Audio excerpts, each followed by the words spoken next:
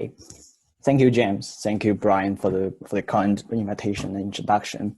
Hello, everyone. I hope you are all doing well and staying safe. It's my great honor to give you a talk at this special moment. Today, I will give you a few examples of how I managed to perform extrusion-based bioprinting with soft hydrogels. I will try to explain how I understand this technique and how we could expand the capability of this technique. Okay, there's something wrong. So in the past few decades, tissue engineering has been seen with numerous progress in different aspects, including the cells, materials, and architectures. So we care about the interplay between one and the other. What makes me more interested is how we could combine these different aspects together to engineer tissue. So this highlights the importance of biofabrication. So very often, tissue engineering applies a top-down strategy where cells are seated into a polar scaffold. Compared to this approach, I do believe bottom-up approach will open more opportunities to engineer complex tissue by assembling different building blocks together. We recently, with James, we recently put up a review together talking about assembling techniques, including like self-assembling, remote assembling, and directed assembly. Bioprinting sits here as one of the most robust techniques, which can deal with either point, line, or plane-shaped building blocks. Due to the easy access and the ability to print tissue-like constructs, extrusion-based bioprinting is of great interest to me. So when we look at the general process of this technique, we can understand that to achieve a successful printing, bioinks are usually required to be extrudable in the needle, and after extrusion, it should be able to maintain the filament shape. And then after deposition, the filament should be stable enough to support a layer-by-layer fabrication. So all these considerations are more talking about the structural printability. To better understand what printability is, I would like to give you a simple example here, showing different structures with varied printabilities. So under-gelation bioink usually come out from the printer needle job by job. That will end up with a fused structure as you can see here. Maybe I can use. So because the design is a 2 layers lattice design, so if it's under gelation, the filament will fuse and will be like this. So over gelation will sometimes will suffer the fracture during the extrusion and end up with kind of ugly structure because the filaments are not that uniform. So only the proper gelation that support a smooth filament generation would give us an ideal structure. So the rheological properties of the bioink really matters for printing, not just the extrusion-based bioprinting. And indeed, bioink is kind of a central element for bioprinting. So from now on, I will use photo cross-linkable hydrogel as an example to formulate bioink. This is a big class of hydrogel. I like it because of the easy generalization to different polymers and the remote cross-linking kinetics. This table shows some representative polymers, either natural or synthetic ones, and different cross-linking groups that can be incorporated into each of them to form a photo cross-linkable bioink. Taking mesaturated hyaluronic acid, or HAMA, as an example, in the presence of proper light and photoinitiator, the aqueous solution of HAMA will form a covalent cross-linking network. As we can see in this time sweep figure, before UV irradiation, the formulation maintained a higher loss modulus than storage modulus, both at a low level below 1 Pascal. So this indicates this formulation is in low viscosity or liquid-like status. Once the light is introduced, the storage modulus, or G prime, increase immediately and reach plateau in about minutes. So what if we want to print such a low viscosity bioink initially? the very first thing we could try is direct print it and introduce the light immediately right after printing. So the right-hand side image shows the results here with 2 layers or 4 layers lattice structure with different concentrations of HAMA. So as we can see, due to the low viscosity, the filaments fused rapidly before getting proper cross-linked. Even using 20%, which is quite high, we could not get a proper lattice structure. So in Burdick's lab at the University of Pennsylvania, we tend to introduce guest host assembly to HAMA to modify the rheological properties.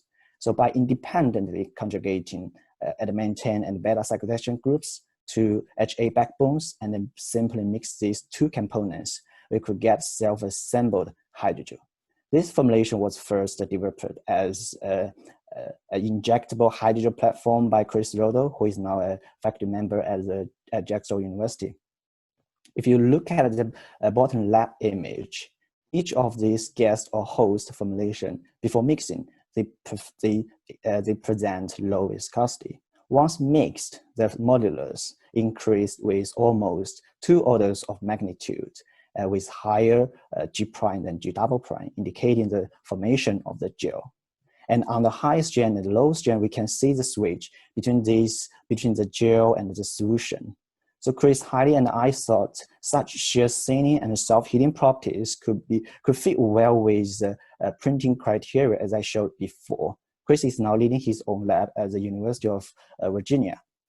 So indeed, compared to plain HAMA, the guest host modified HAMA has much higher printability, either with multi-layer lattice structure or multi-layer tubular structure.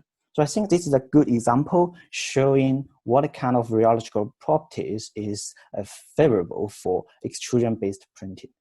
This also fits well with a traditional opinion that bioinks need to be viscous for extrusion printing to maintain the shape. Actually, this results in a so-called biofabrication window, which was first introduced by Yosmelda and colleagues. So the higher of the bioink viscosity, the easier to process this formulation into a 3D construct. However, higher viscosity will induce higher shear stress in the needle, which will also induce higher cell damage.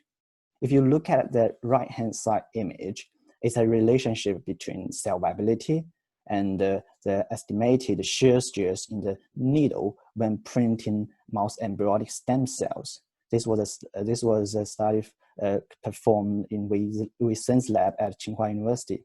So the higher of the shear stress in the needle, the lower of the cell viability. And of course, higher viscosity will induce higher shear stress.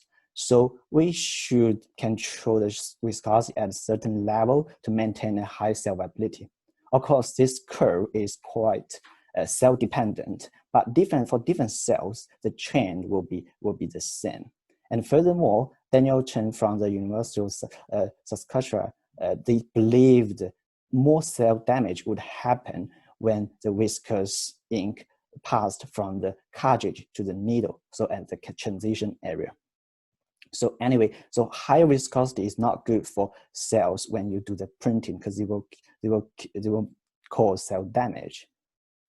So this drives me to think whether we could try to think about a way to make this low viscosity printable rather than using a viscous formulation. So thinking about the cross-linking strategy, we already understand that post-cross-linking is not a good way. We could alternatively try pre-cross-linking, so pre-cross-link the ink before and do the printing. So this will increase the viscosity, but will also experience fracture during the extrusion, so end up with not good structure. So these 2 cross-linking strategies correlate with less gelation and over-gelation, as I explained before. Neither of them is ideal. So this drives me to think of a new strategy, which we call it in situ cross-linking. So in this approach, we modified the needle with a light permeable capillary and introduced the curing light through this area. So when the low viscosity Bioink goes through this area, it meets the light and get partially cross-linked. So when it comes out of the needle, it's already shaped into a filament, which can be used to build up a structure. So, and the in situ cross-linking can deliver smooth extrusion. Compared the pre-cross-linking experience some fluctuation at some point because of the gel fracture during extrusion. And more importantly, pre-cross-linking has much lower cell viability because of the much increased viscosity. The reason the in situ cross-linking can protect the cells and maintain a high viability is that the cells are still in a low viscosity when passing through transition area from the big cartridge to the tiny needle. And also in the needle area, the gels are in situ cross-linked, so the flow in the tiny needle is minimized. So with that, we can print either on a flat surface or on a rotating surface. So bear in mind, all these happen without adding additional components or additional modification to the low viscosity formulation. In the context of approach generalization, we selected a few representatives from the Bioink table I showed before. Apart from HAMA, we got gelatin mesacrymol or GELMA and polyethylene glycol dicrete, PECDA, and no-boarding functionized HA.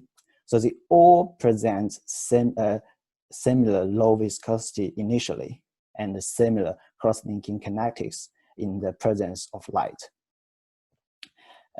As the in situ cross-linking approach is mainly determined by the cross-linking kinetics, so we could easily process all these formulations in a uniform way.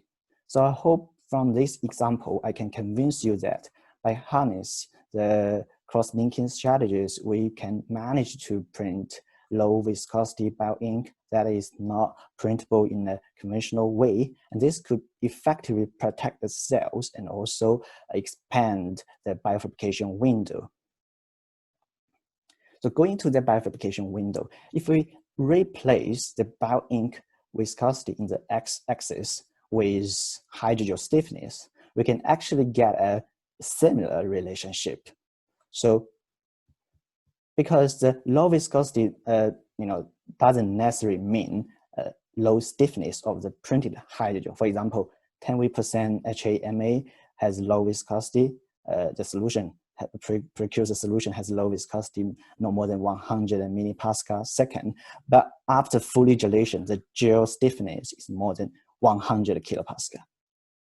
But in this bifurcation window second, the higher of the hydrogel stiffness, the easier for the printed structure to stand by itself.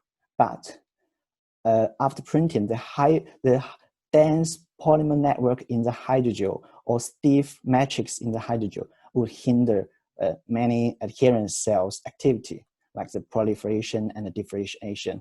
So apart from the low viscosity Bioink, I'm also interested in printing soft hydrogels, as I think this would add to the capability of bioprinting, especially when engineering some tissues of soft orange like the brain. So when we look at a bioprinted structure, very often we see a porous architecture. So the embedded holes or poles are very important for the mass transfer, like oxygen and the nutrient. So taking the lattice structure as example, so usually the extruded filament are deposited on a previous layer with voids or gaps. So what is convenient to say is like this top view image. So we could probably say this is a fairly good printed structure as the lattice pattern is maintained quite well. However, when you look at it from the side, more or less, we will see some collapse of the gel. And this could be worse when the hydrogel is quite soft. So to address this issue in Molly Stevens' lab, we applied Wordfree printing process. So briefly, 2 or more bioinks are printed next to each other without any voids. So after printing, it's a 3D void-free structure. One of the bioink is a sacrificial phase like gelatin. The others are photo cross-linkable ones.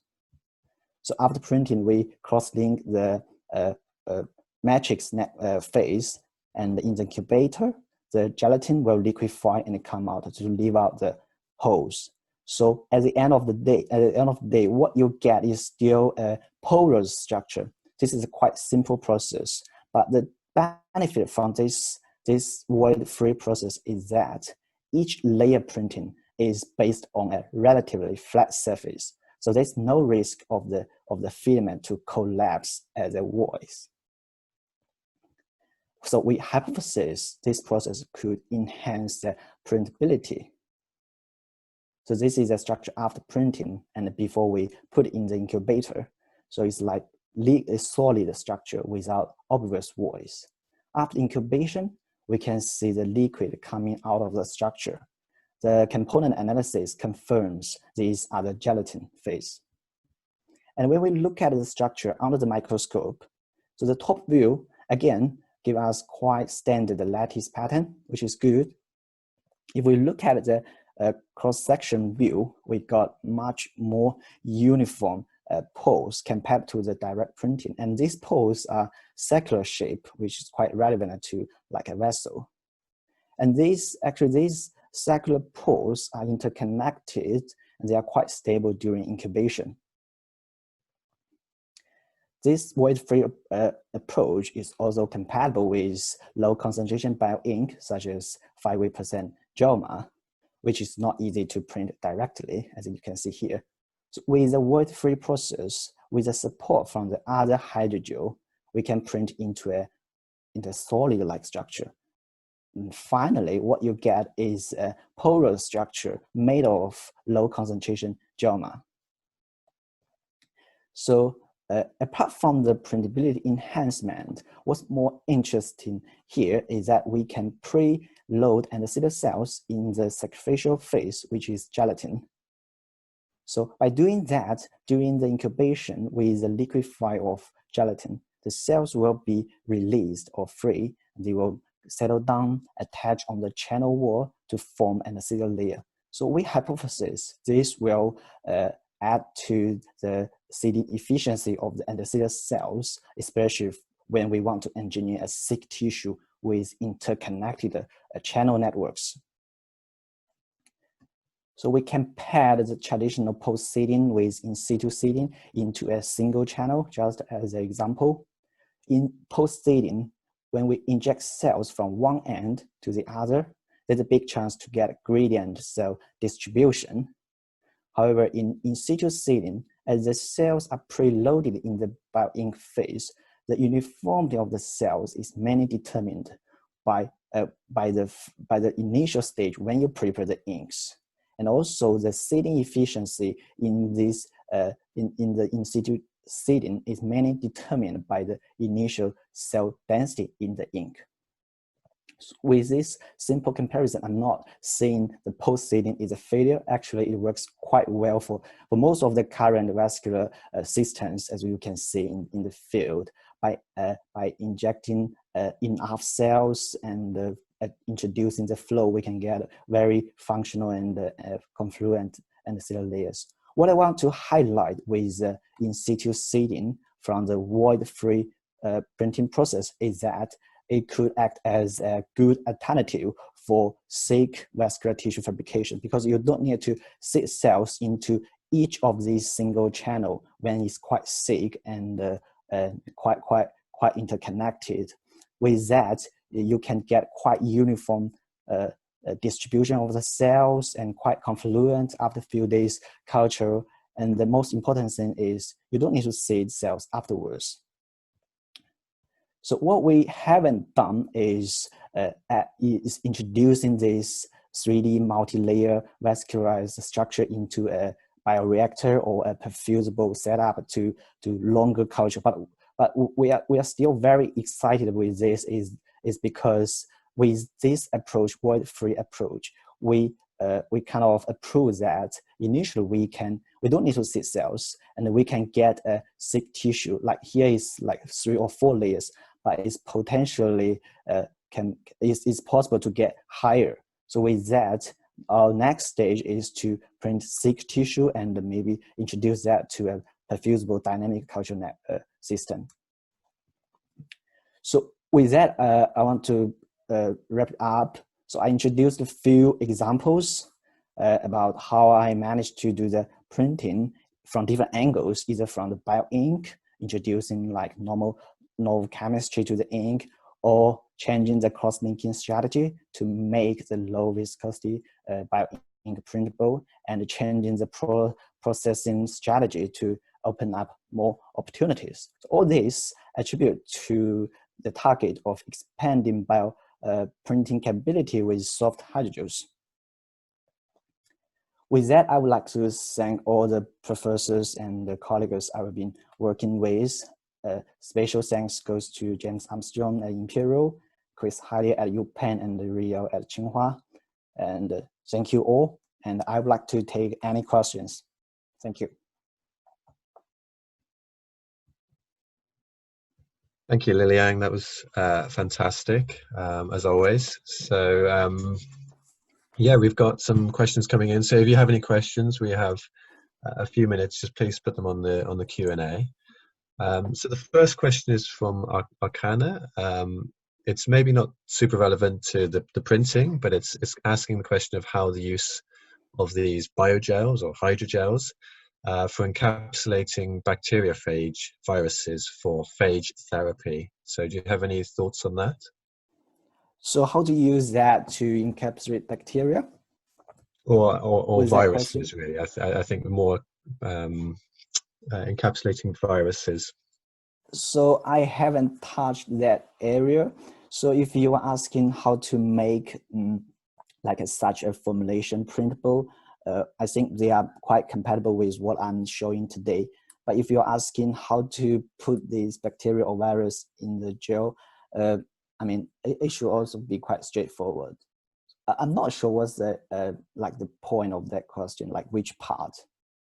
I think it's maybe considering whether the hydrogels could be used to encapsulate viruses for maybe not for printing, but for a different application.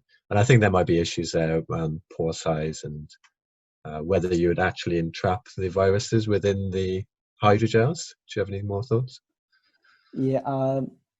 So again, I'm not an expert in the field and never done with anything with virus. But I think because hydrogel system is it usually contains a big amount of water. So if you want to, I think it's also possible to trap the virus. I mean, I think it's definitely dependent on how you prepare the hydrogel and what kind of hydrogel system you're using or you're talking about. Yeah. So the next question is from Kelly Seams, and this is about your in situ cross-linking work. So it's when exposing your filament to UV light during the light permeable capillary, was light exposure during printing continuous? So if the extrusion is continuous, then the light is continuous. So the light follows the ink flowing. So if the ink keeps flowing, the light is there. So like at the capillary area. Was it digitally controlled or was it manual? Because in one construct printing is just from the very beginning to the end, so it's non-stop process. Okay, sure. Yeah. And then Kelly has a question, which actually I had the same question, was when you're doing the in situ cross-linking, does the scaffold connect well at junctures if it's pre-cross-linked in the needle? Yes, if you look at the paper, you will see in the supplementary figure. So, and in the talk I mentioned is partially cross-linked. So if in the in situ cross-linking stage is fully cross-linked, then and in the supplement I have the figure, and then after printing the structure will departure. Well, it's not a design structure anymore. So you need to control the dose of the light to make it partially cross-linked and leave some free reaction groups in the interface, and later on these like adjunction layers, they can fuse with each other with additional dose of light with the whole structure after printing. So I think that's quite relevant for the next question by Bobby Haney, which was basically asking how long is the polymer solution exposed to the UV light before it exits the needle? And Yeah, I so guess that's a it's very good. process optimized. That's a very good question. So it depends. It depends on what the kinetics of the specific ink. So, for example, if you want to get 50% cross-linking, and that takes like, for example, 10 seconds or 30 seconds, then you can show that time. You know, you set the cross-linking in the in situ area at that time range. So you can increase the, use a long needle to make it slower, or you can use a spider needle to flexible needle to make the time, cross-linking time longer. So that time is dependent on the cross-linking kinetics of the ink. Okay, thank you. So it's roughly around like, for example, half a minute or something. Okay, great. So, yeah. So we've got loads of questions, but I've just got time for one more. So Tosca Roncada says, thank you for the talk, it was very interesting. I would like to know if there is any optimal viscosity range required for bioprinting and whether it depends upon the material you're using. Yeah, so I think that's the topic, one of the main topic I'm trying to explain. So I don't think there is a limit for the optimal viscosity for ink to say if then it's suitable or not. So as I showed here, even very low viscosity ink can be printed if you use a proper way. So it depends on what kind of approach and the process you use and what kind of materials. So for the viscosity, I would say normally, the more viscous it's easier to process that. But I don't think there is a limit or there is a strict criteria. Okay, thank you. So like I said, loads of really great questions. It's such a shame we haven't got a chance to come to them, but maybe if you're really interested, maybe you can just give Liliang an email. He's left his details here at the end of his slide. Yes. But I think I'm going to thank you very much, Liliang, for a great talk. Thank you. And I'm going to hand over to Brian to introduce our second speaker.